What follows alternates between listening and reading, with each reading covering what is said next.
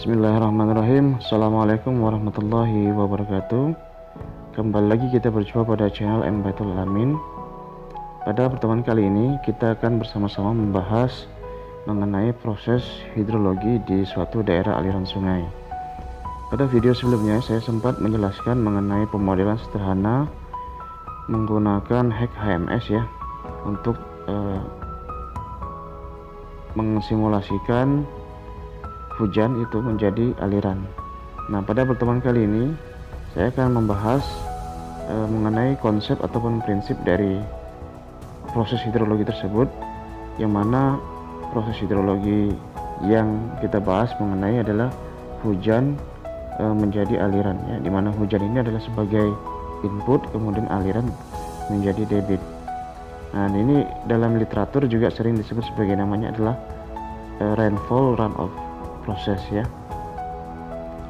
Nah, kemudian saya coba gambarkan dulu dari das saya ya, atau daerah aliran sungai kita di sini ya, bentuknya das seperti ini misalnya.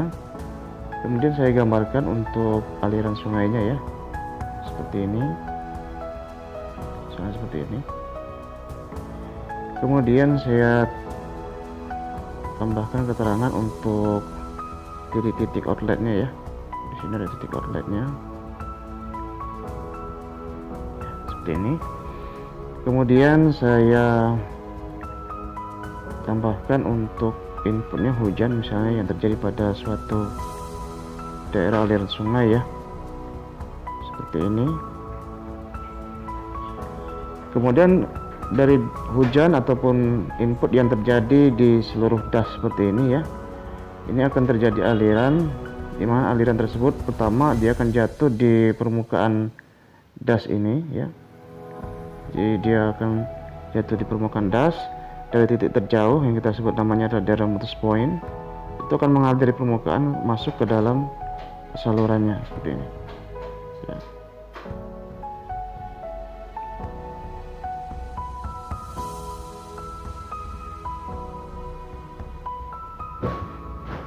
Nah, ini pola alirannya ini itu akan tentu sangat dipengaruhi atau bervariasi ya, bergantung pada kondisi dari permukaan das kita. Itu misal tutupan lahan, kemudian atau topografi ya, seperti itu.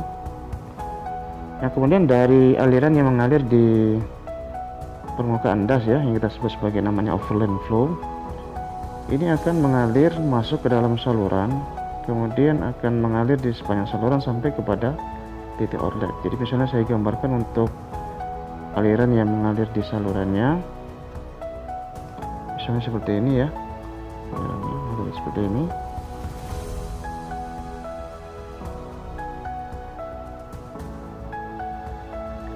Nah, dia akan keluar di sini ya, sebagai namanya adalah debit atau flow aliran ya. Jadi kalau tadi untuk hujan ini kita simbolkan dengan P ya, presipitasi ataupun rainfall misalnya. Kemudian untuk outletnya itu adalah debit. Nah, jadi yang hujan di sini, hujan ini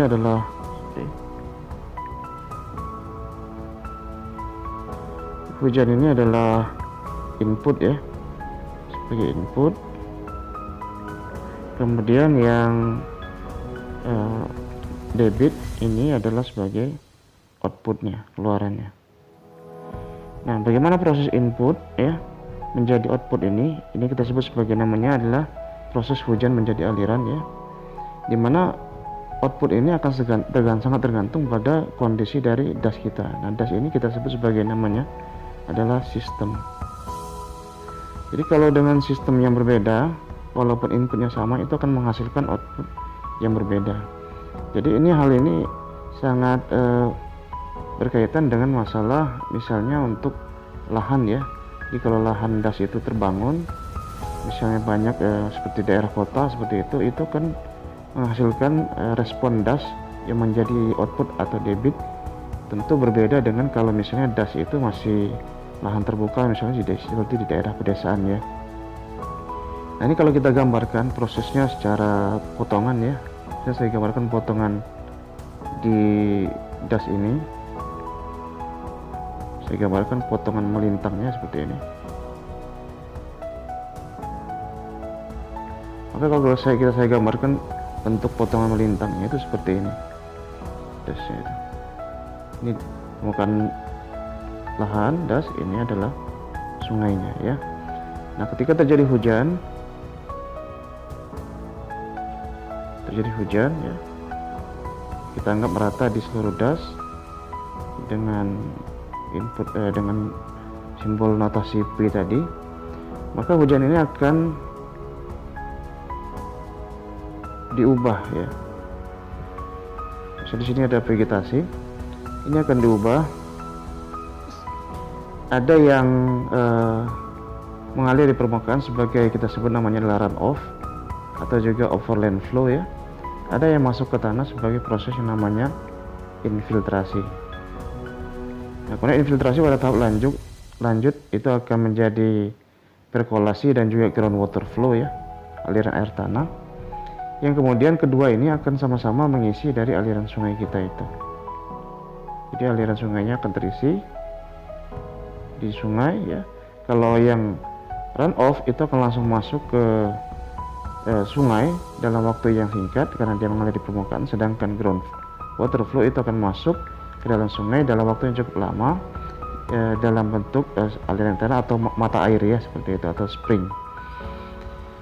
Nah, ini proses hidrologi yang terjadi di das secara sederhana ataupun secara umumnya ya, terjadi seperti ini.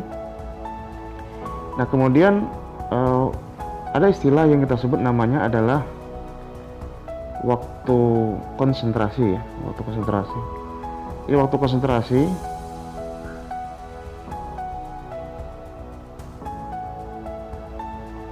sering dinotasikan sebagai TC ya. Itu merupakan waktu yang dibutuhkan untuk partikel air itu mengalir dari titik terjauh yang tadi kita sebut namanya the remotest point di suatu permukaan das ya, mengalir masuk ke dalam saluran sampai di titik tertentu atau titik tinjauan. Nah, titik tinjauan ini biasanya pertemuan sungai, aliran sungai ataupun outlet keluaran di sini. Jadi bisa di pertemuan sungai seperti ini atau di outlet seperti ini ya. Tapi umumnya itu adalah di outlet saluran di sini ya. Ini adalah outletnya, outlet point. Nah, jadi kalau waktu konsentrasi kita tinjau per titik pertemuan di sini ya, maka nanti waktu konsentrasi itu digunakan untuk menentukan debit aliran ya yang terjadi dari setiap subdas di das besar seperti ini gitu. Jadi das yang besar seperti ini kita bisa bagi-bagi lagi menjadi subdas yang lebih kecil, misalnya seperti ini bentuknya ya. Nah, ini kemudian das 1, kemudian di sini nanti ada das yang kedua dan seterusnya. Jadi kalau kita bagi-bagi seperti tadi, maka waktu konsentrasi itu menjadi titik konsentrasi tadi menjadi titik outlet untuk masing-masing subdas, dan kemudian akan mengalir dari titik 1, misalnya sini saya buat namanya titik 1 ya, kemudian titik 2 di sini dan titik 3 di sini. Jadi dia secara bertahap akan mengalir dari saluran bertemu pada titik 1, kemudian mengalir pada titik 2 dan akhirnya keluar pada titik 3 yang kita sebut sebagai namanya adalah outlet point dari keseluruhan das seperti ini.